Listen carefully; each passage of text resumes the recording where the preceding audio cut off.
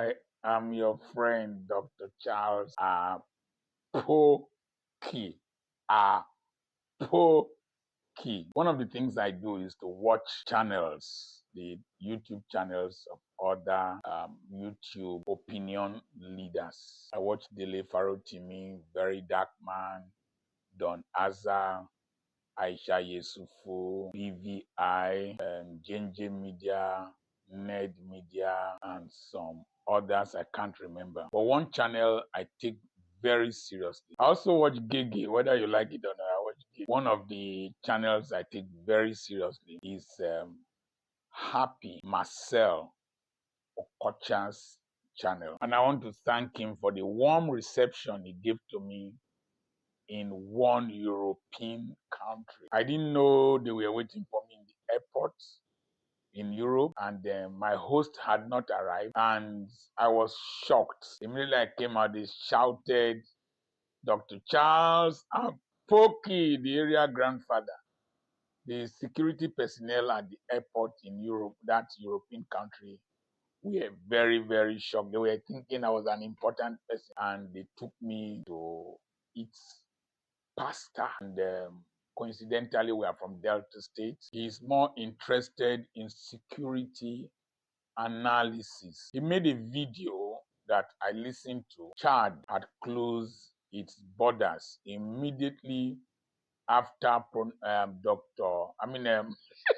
said doctor, after Donald Trump's pronouncement. If you see me cough or sneeze, it's because of the temperature of the air conditioning in this room. I'm not too used to cold. I don't prescribe lime and honey for me. I'm a medical doctor, 41 years. Subtract 41 years from your age, maybe you were not born then.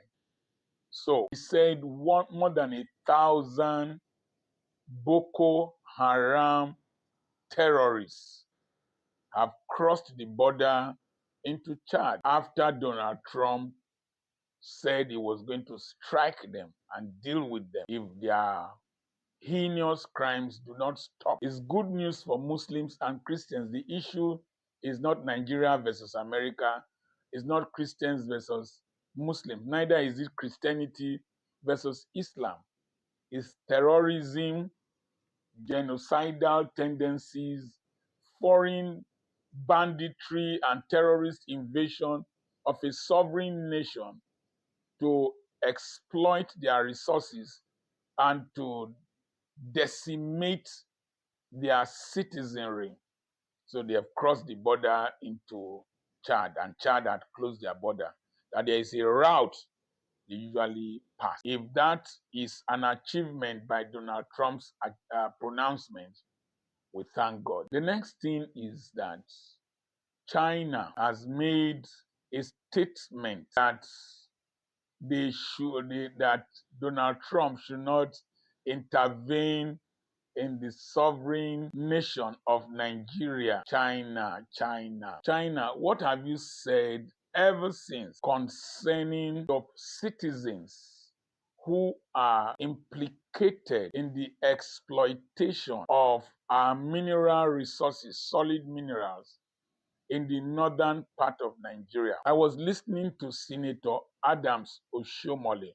You might not like him for various reasons, but there are times when he speaks, he's one of the few human beings that can be bold to air his mind. When Senator Adams Oshiomhole said that your citizens, Chinese citizens, come into Nigeria to explore and exploit our solid mineral resources and take them away.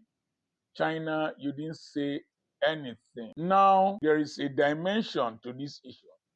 Is it possible that there is a conflict of interest between Chinese exploitation of our resources, solid mineral resources in the north, and American attempts to stall that and to, you see, so the Chinese, we don't, nobody takes all these your interventions and opinions very seriously.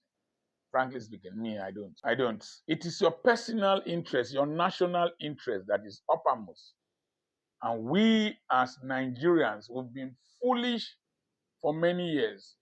We've not had national interest and the interest of our people as a priority. So Chinese, all kinds of people, Arabs and Islamic militants are in our forest in Zamfara State, in Niger State, all parts of our country, stealing our commonwealth to enrich your nation. Now, China has woken up. Something I also want to say is that if Donald Trump made a pronouncement that he was going to strike these terrorists, according to Happy Marcel Okocha, and which I subscribe to, the last chief of defense staff, Musa, had said that no single agency can defeat these terrorists. So we've reached a stage where our defense apparatus has given up on defending our country, of maintaining our territorial integrity, and instead, a lot of our energies, police, whatever, are directed towards intimidating our citizens who are either agitating for good governance, police brutality, police welfare, and the demolition of buildings in Oworoshoki, and other places are bad governance. And so if somebody has come, after all, I was listening to somebody, I will share his video, that Goodluck Jonathan brought in mercenaries who were using advanced technology to deal with these bandits until something scuttled it. In fact, I tend to believe that it is the beneficiaries of these jihadist, evil, terrorists, Islamists, um, extremists, and Fulani terrorist headsmen that collaborated and instigated the removal of Goodluck Jonathan from office. So Happy Marcel Okocha brought some in-depth analysis to the crisis in the northern part of Nigeria. But there's something that frightens me. I think the same American government has predicted that Nigeria will disintegrate in 2030. It was first postulated in 2015 and then 2030. Now, instead of us to start thinking about concrete issues of national sovereignty, peace, and the protection of both Muslims and Christians, and social justice, and the improvement of our economy, and the improvement of our judiciary, and electoral processes, as stupid politicians were busy decamping from one party to the other, thinking of 2027. Since I released a curse on them, both from God and Amadioha and others, and I've been saying that something drastic will happen in Nigeria. I believe that we're entering a phase of national rebirth and accountability. A lot of our politicians are goofing, and the mighty wind has started to blow, and Tolo Yash don't they open. Now, 2027 is not the issue. It is whether we will even survive till 2027. I believe that it's God's divine plan that these issues should come up now to make our politicians wake up, make our military and security agencies wake up. Yahoo boys are a problem.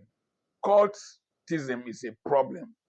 But let's concentrate on the main issue. From insecurity in the east to, I was in Abia State recently, and security was very tight in Aba. I was in Onitsha, security was very tight. Might criticize Soludo, but security was very tight in Onitsha. And so let's start securing our country internally and our borders before thinking about 2027. The my president Bola Ahmed Tinubu is running from pillar to post. Security agencies are holding meetings. Daniel Bwala is on full swing. Ononuga is replying right, left, and center. Nobody, nobody has ever agitated you people like Donald Trump. But it is strange that it will take a foreigner for you people to sit up. That's our colonial mentality. Somebody made a post that it needed Mike Arnold for us to know that Reno Mokri is a stupid human being. Stupid human being. He was in one country saying Nigeria is not corrupt. I don't want to dwell on him. He's too insignificant. Reno Mokri, too insignificant for me to dwell on. And it took Donald Trump, it took Mike Arnold for us to start waking up to the reality of the disgraceful nation that we have cultivated in recent years. I believe that decisive leadership is needed now. All this leadership of dance with broom, umbrella, stopping convention is stupidity. Una de craze. Una de craze. Something they worry you now. This country, we need to sit up and change it. We don't need to wait for Donald Trump. I remain Dr. Charles Apoki. Remember, I dey vex. God bless you. Nigeria kò ní bàjẹ́.